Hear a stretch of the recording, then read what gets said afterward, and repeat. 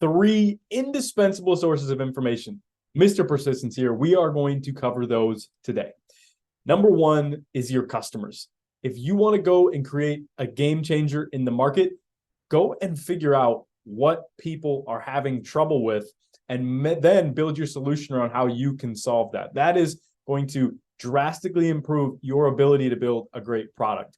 Because when we listen to our customers, the people who actually have the challenge or problem that we want to solve, or that we discover problems that we didn't even know existed as part of that, we're able to get an advantage because we're not just working with our own mind and off the information that we can gather in a market or in a given space. The next is investors. So investors are an invaluable resource as well, because guess what? They're the ones looking for the biggest opportunities, and they have a very strong sense of what will work in a market. It's not perfect, that's for sure. But even when you do uncover and discover and meet investors who maybe don't have the clearest idea of a market, it is a continuous opportunity to learn and get perspective in a specific space, sector, or niche that can drastically improve the product that you build. And then finally, of course, with those investors, they're the ones who are going to put up big dollars, often much bigger than your clients put up, to invest in and back your idea and your team. So here's how you can use that to your advantage. If you are going out to raise capital and you want to have better success, be very iterative. Learn from the things that they're saying. Where do you need to strengthen? Be willing to ask those questions, even, hey, how can I make this presentation better? The best investors are going to give you that feedback. And that's how you build really great relationships, is you show you're open-minded to learn along the entire process. And when you do that, you'll be able to not only gain a good relationship, but iterate your business until by the 5th, 15th, 10th, however long it takes meeting, you'll have a very strong company based off of the real world value where the market is.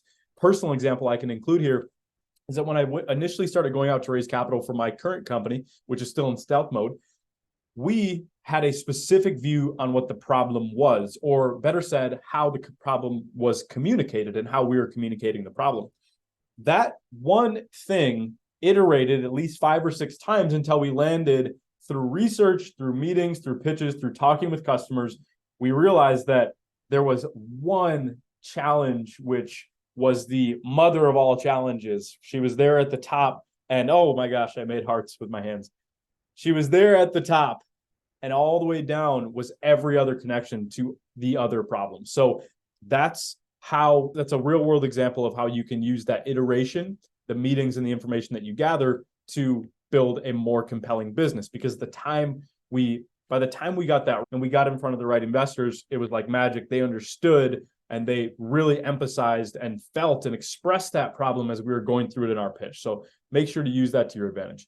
Now, the next one, and we're still not on number 4, make sure you stay to number 4.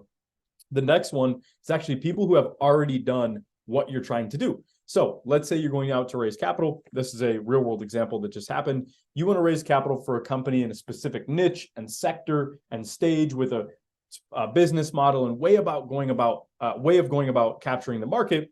And you have somebody else in a different country who is maybe not exactly competitive, but they have a similar business model, similar market. And therefore, you can use that information and their experiences to drastically improve and accelerate your ability to understand the market, to understand what investors really want and value. And that one alone, better than customers and better than even investors, can save you 10, 15 meetings. It could save you a year of headache and frustration. For example, that was the example here. We had one founder who was already going out and had raised capital for a specific type of company in a specific niche.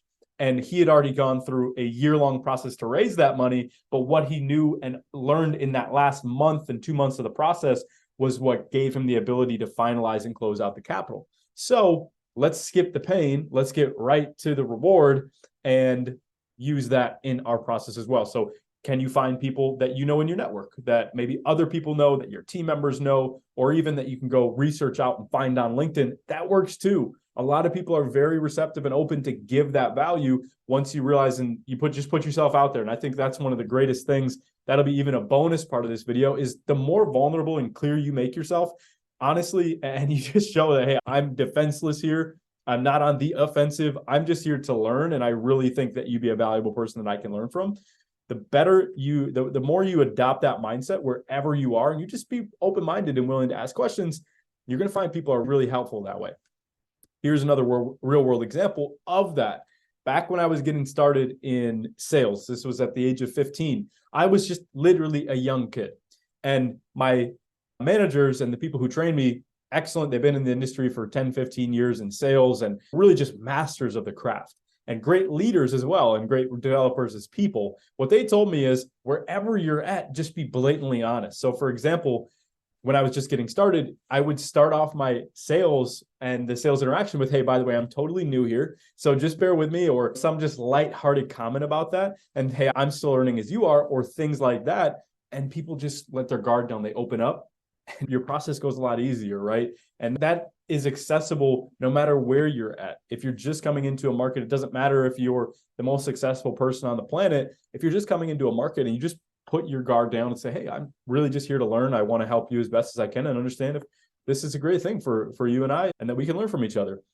When you do that, you're going to find that information flows, people are more willing to buy, they're more receptive, because, hey, that's really what we're missing so much of in this world, is just people letting their guard down and being themselves and being willing to be vulnerable and honest about exactly where they're at, about exactly where they're at with you. So the last one, number 4, the bonus piece. You stuck around, so let's get right into this bonus piece, and that is yourself. Now, the other 3 sources of information are incredibly valuable, can save you so much time. But if you're a founder or really just anybody looking to take the next step in your journey or your goal, you have to listen to yourself. And that means taking time to just write out your thoughts, or if you don't do that, meditate and focus on deciphering all that information and really finding the signal within everything you receive, because not everything you get from people is going to be the veritable truth or something you need or should action on. And therefore, you got to take time to listen to yourself, set time out on a regular basis, even a daily basis, to go through the things that you're learning. And that's been proven to reinforce those learnings and also allow your mind to pick out what is most valuable and actionable. So take the time to listen to yourself. Take the time to go learn about the market, just absent and alone of everybody and everything else. Where was the market 10 years ago? Where are people saying the market's going to go in 10 years? Go find information and books and resources and videos that you can be that self-learner, because that will be what will help you to ask better questions when you're interacting with everybody else. Those are the best sources of information if you're a founder. And I'm sure that if you listen to this and you're not a company founder, maybe you're an investor, you can see it, just flip it around a little bit. And maybe if you're just somebody who watches these videos because you know me or you enjoy them and you like to learn about ways to think and be better in life and achieve your goals, just adapt it a little bit. Are there teachers that you could look at, or authority figures, or people who have already gone out and achieved what you want to achieve? What is the model? Because what I just gave you was the model for founders. Maybe you don't have customers. Maybe you are a coach and you have your coachees, if that's the right word. You have people that you coach who would love to give you insight and perspective on the way that you operate. So what is the model for where you're at? Drop a comment down below, and I'll see you all in the next video.